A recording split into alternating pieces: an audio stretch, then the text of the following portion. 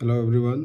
आज बहुत दिनों के बाद एक वीडियो बनाने का मन में ख्याल इसलिए आया कि पिछले लगभग एक हफ्ते में 3-4 बहुत ही हताश स्टूडेंट्स मेरे पास आए, पेरेंट्स के द्वारा लाए गए काउंसलिंग के लिए।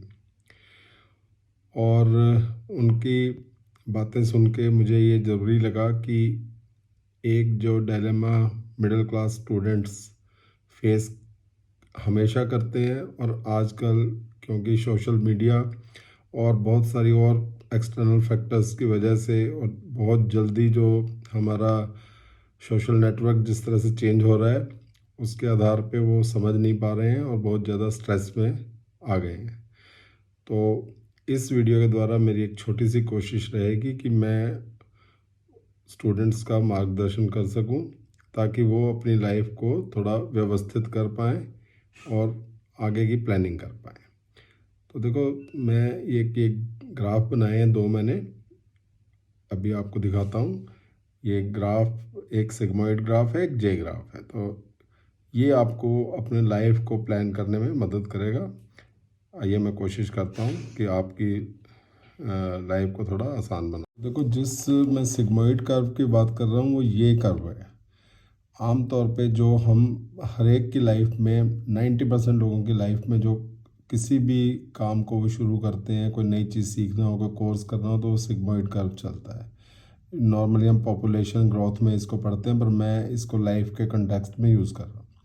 तो इसमें होता क्या है कि मैं शुरू करता हूँ इसको जब आप 12th के बाद अपना किसी भी प्रोफेशनल कोर्स में आपने एडमिशन ले लिया।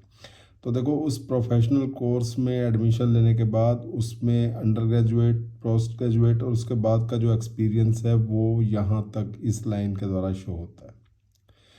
और इसके बाद जब आप अर्न करना शुरू करते हो, आपकी जॉब लग जाती है, और इसमें आप ये भी इंक्लूड कर सकते हो वो टाइम जब तक आपकी जॉब नहीं लगी है या आप अपना काम शुरू नहीं करते हो। एक बार जब वो स्टेज आ जाती है तो फिर तुम्हें थोड़ा सा शुरुआत में एडजस्ट करना होता है, लेकिन क्योंकि तुम उसके लिए रेडी हो चुके हो तो तुम्हारी ग्रोथ होती है। ग्रोथ होने के बाद आप अपने पोटेंशियल के अनुसार एक मैक्सिमम लेवल पे पहुंचते हो। उसके बाद बाकी लाइफ आपकी उस लेवल पे चलती है।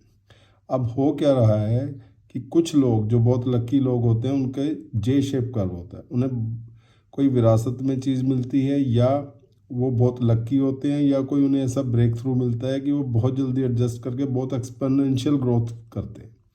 तो आम तौर पे जो मिडिल क्लास के स्टूडेंट्स हैं, या जो कोई भी स्टूडेंट जो थोड़े हताश हो जाते हैं, वो इस स्टेज में अपने इस कर्व को ना देख के वो अपना इस जे शेप कर्व वाले लोगों से प्रभावित होते हैं।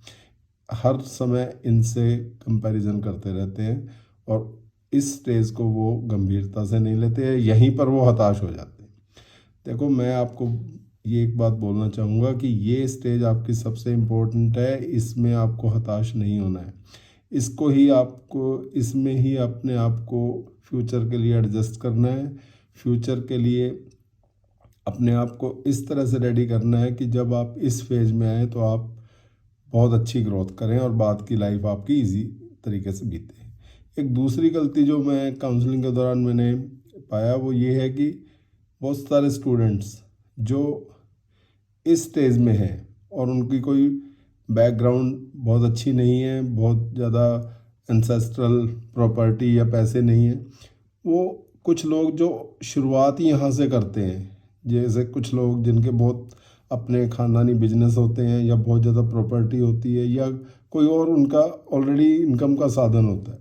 तो अब जैसे कोई प्राइवेट कॉलेज में पहुँच गया, मिडिल क्लास के बंदे ने बहुत ज़्यादा मेहनत करके पैसे कमा के अपने बच्चे को एक ऐसे कॉलेज में भेज दिया जहाँ पे ऑलरेडी ये वाले सेगमेंट में बच्चे जिनके माँ बाप वेल ऑफ हैं उन्होंने भेजे हुए हैं।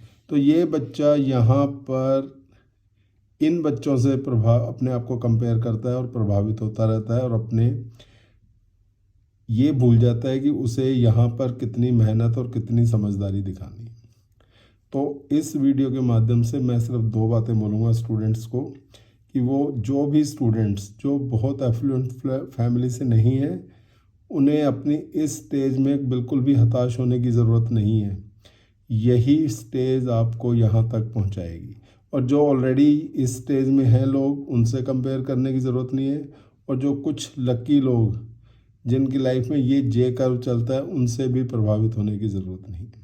और इस दौरान जब बच्चे की हताशा होती है तो वो पूरे परिवार को और माँ बाप को भी हताशा में लेके आता है। तो यहाँ पर पेरेंट्स का भी रोल बहुत इम्पोर्टेंट होता है। बच्चे के सामने बहुत ज़्यादा उन लोगों की तारीफ़ें ना करें जिन्होंने ऑलरेडी बहुत अच्छा लाइफ में किया हुआ है, या जिनकी परिस्थितियाँ उनका ज़्यादा साथ देती हैं, या बहुत सारे फैक्टर हैं। यहाँ पर सबको, पूरी फैमिली को एक यूनिट की तरह काम करना चाहिए। ये अगर आपका जो शुरुआती फेज अगर आपने अच्छे से कर लिया तो तुम्हारी ग्रोथ को कोई रोक नहीं सकता। लेकिन कच्चा लोग यहीं खा रहे हैं, इससे बचो, ये ट्रैप है। यहाँ से जो निकलेगा वो निखरेगा। तो इधर कंपेयर नहीं, इधर वाले जो ऑलरेडी लोग यहाँ हैं उनसे कंपैरिजन नहीं, आप इस रास्ते को अच्छे से करो और यहाँ की छलांग के लिए तैयार रहो। उम्मीद करता हूँ ये वीडियो आपका मार्गदर्शन करेगी। अगर आपका कोई क्वेरी हो तो आप कमेंट लिख सकते हैं। Thank you very much.